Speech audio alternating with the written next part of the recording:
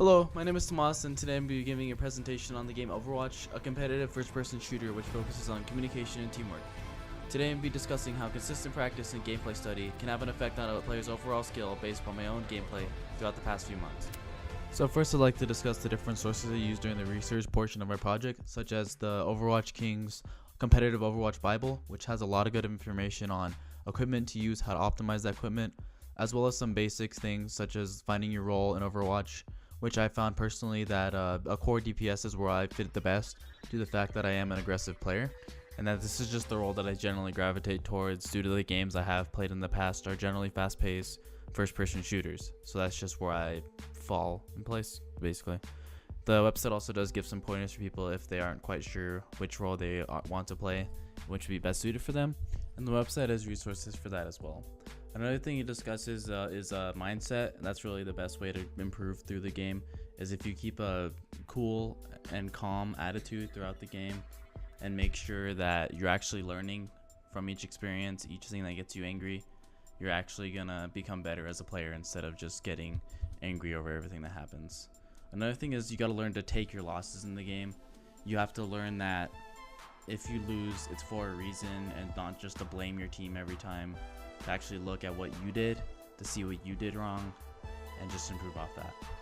Okay, so next I want to talk about Fierce Paul's Overwatch Strategy Guide, which gives some in-depth descriptions on each character in the game, as well as some really good insight on different choke points and different maps, and just descriptions of different maps as well. So I want to get into Soldier 76. He's a DPS character in the game, often called the Call of Duty hero, because of the fact that he carries an assault rifle, sprints around, and has a grenade launcher. He also does have a biotic field which shields his teammates in his area, which makes him very viable for a composition, especially if you're not running very many healers. He also does have his ultimate ability, a Tactical Visor. So pretty much every character in the game has an ultimate ability, which is unique to the character itself, and each is essentially the most powerful part of the character and could change the battle at any point in time. Soldier 76 is known as Tactical Visor, where pretty much his rifle does not miss any enemies within a short period of time, and essentially he just puts out a massive amount of damage. So Soldier 76 is very strong against Pharah, Tracer, Mercy, Zenyatta, and Roadhog. I kind of want to focus on Pharah because whenever you see a Pharah on the other team, one of the main things to do is always to just pick a Soldier 76 counter, due to the fact that it just essentially becomes like Duck Hunt. You're just kind of shooting her out of the sky and she can't do a whole lot about you. But Soldier 76 is weak against Bastion, Reinhardt, and Zarya, especially Bastion because of the fact that it's very hard for Soldier 76 to target him alone. But if he does have a Mercy, it is a little bit easier because he can put a little bit more damage towards the Bastion. But otherwise, it's just very, very difficult for him to actually make any headway against the Bastion. And then the rest of this is just different characters that he's neutral against, which is every other character in the game. He's not really horrible against them, but he's not going to absolutely demolish them. Okay, so this guide also does have some in-depth descriptions of a few of the maps in the game, such as the Temple of Anubis. So here it shows where all the points are on the map, where the defenders and the attackers spawn, as well as showing where all the health packs are on the map. Knowing where all the health packs are is kind of essential because if you are losing in a firefight and you know where the health packs are, it could be the difference between winning and losing a battle. I'd say out of all my sources, this one is probably the most helpful, I felt. The one that's given me the most insight and the one that I can watch the most consistently. So this source is actually a YouTuber named Seagull. He's a professional Overwatch player who typically plays in national and international tournaments as they come along. So I usually watch this specific YouTuber due to the fact that he typically plays some of the heroes that I usually play, such as Mei, Genji, Soldier 76, Junkrat, those sort of characters. So I feel like it's typically within my best interest to watch him due to the fact that I can learn how to play those characters effectively. So right now in this video, he's playing Mei, who is actually a defensive character, and he's defending on Temple of Anubis. And as you can see here, he's actually getting ready to use his ult, which is called Blizzard for Mei, which essentially freezes anyone inside of it. And he also combined this with Zarya's ult, which brings me to the point of ult synergy, essentially. So a big part of the game is using your ult in a way where that other characters on your team when using your ult together could essentially wipe the team out within seconds with no effort involved, pretty much. And so typically a lot of people do use Zarya ult with this, especially with in combination with Hanzo's ult, which is essentially just two big ass dragons who destroy anything in their path. Or just something like, yeah, Mei's ult works perfect as well. As you can see, it's pretty much wiped out their team. As you can see here again, he's combining Genji's ult, the character he's playing right now, with Ana's ult, which actually increases the amount of damage output you do, as well as increasing the attack speed. Unfortunately, things didn't really go to plan, as you can see, because everyone died on his team. But you see that he resets with his team, and they always stay together. They push as a team and make sure that they're all have ultimates before they push against the enemy. As you can see, like Zarya used Troll again right after the Reinhardt, which essentially incapacitates any enemy in the way. And as you can see, by the use of all their ults together, they pretty much just won the game. Left side tracer. Wow, that was easy. Good job, team. Okay, so the next portion of my presentation is going to be focused on the gameplay study aspect of my project. What I'm going to be showing you for the rest of the presentation is a competitive game I recorded recently, and I'm going to be discussing some of the improvements and changes I've made to my playstyle to get to the level you see in this video. So first I'm just going to give some background info on this match. I'm playing a game mode called Payload, where one team tries to push a card to 3 consecutive checkpoints, while the defending team tries to stop them. I'm currently playing a character called Zarya, a tank who has barriers she can project onto either herself or her teammates to prevent them from taking any damage. If an enemy does decide to damage these barriers, it causes Zarya to build up charge, which in turn causes her to do more damage. Zarya is also seen as one of the most useful tanks in the game due to the power of her ultimate ability.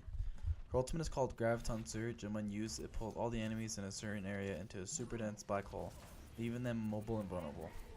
This is extremely useful, especially when combined with other ultimates, and it can often wipe the enemy team entirely. The reason I chose Zarya in this match is because currently tanks are very strong characters in the game, so I figured a 3-tank composition couldn't hurt, and I could also play more as an aggressive tank due to the fact that we had 2 other tanky players. As you can see, the thing I'm standing next to is the payload, and by standing near it, the enemy can't advance it any further. In this situation, I chose to get really close with the enemy and try to contest the payload for as long as possible. Each second that they're not pushing the payload is essentially another second towards victory, so I try to stay as close to the payload as possible at all times. I'd like to also talk about season rank, which is a key indicator in the game that's based upon your skill level in competitive matches. I've been using my season rank as a measurement of my skill level, which is shown in this graph. My season rank has steadily increased, but as you can see towards the end of the year, it decayed quite a bit because I decided to take a break from the game. A key factor in increasing my season rank has been my mindset during my games and how I react to stressful situations as well as toxic interactions with other players. I found that keeping a focused and active state of mind has helped me be a lot more successful in my gameplay.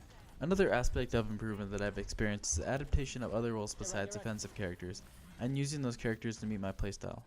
Earlier I mentioned that I typically play heroes centered around damage per second, but I don't play any DPS characters at all during this game. If you look at this pie graph, you can see that me playing as a tank hero is a pretty rare occasion, but that's slowly starting to change. I found myself playing tank characters more often nowadays in order to fill a role that my team just refuses to fill. In this specific competitive match, I understood that if I chose a damage-based character, I wouldn't have been as effective for my team as I am as a tank. So I just decided to improvise and choose Zarya because of her high damage output, as well as her tankiness. So earlier I mentioned the idea of ultimate synergy, and I'd like to expand upon the importance of that concept here. Ultimate synergy is basically using your character's ultimate ability in conjunction with the teammates in order to wipe out the enemy team in just seconds. This requires a lot of patience and quality communications to your teammate in order to make this happen smoothly. You have to be concise with the combination in order to pull it off, and if done incorrectly, now both you and your teammate have your ultimates on cooldown. Learning which ultimates go great together can also help you decide which character you choose so that your team has the best chance of working together symbiotically to defeat the other team. Okay, so this brings me to the next big point, the extreme importance of communication in this game. If you play Overwatch and you don't have a microphone of some sort, you're essentially useless to your team. You should always be engaged in voice chat, giving callouts of the enemy's location, the status of your ultimate cooldown, as well as any suggestions or strategies that could potentially change the tide of the game, especially if you're losing. The more often I play Overwatch and the more I improve, the more I see players communicating with one another more so. And that's what I think separates low level players from someone who's in the high ranking tier such as Diamond, Master, Grandmaster, and so on.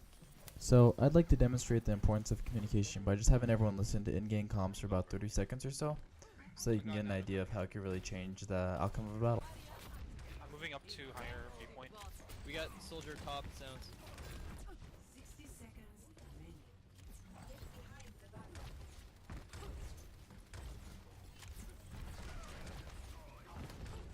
They're all going upper. They're all going up. Junk's up here. Yeah. Roadhog is up here too. He's purple. Get him.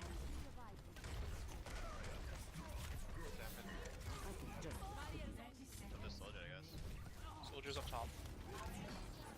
Yeah, they're all up top. I'm sleeping right now. Roadhog up here.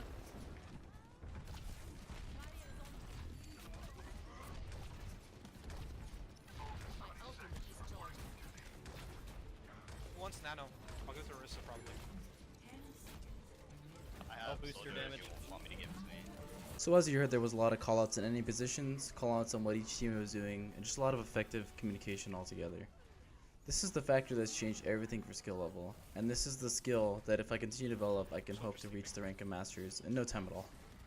Therefore, through these past few months, I've learned that although it's vital to have all the surface knowledge of the game, such as knowing everything there is to know about every character and map, only through teamwork and personal development can I ever hope to improve my skill in Overwatch. Thank you for your time, and enjoy this last little clip.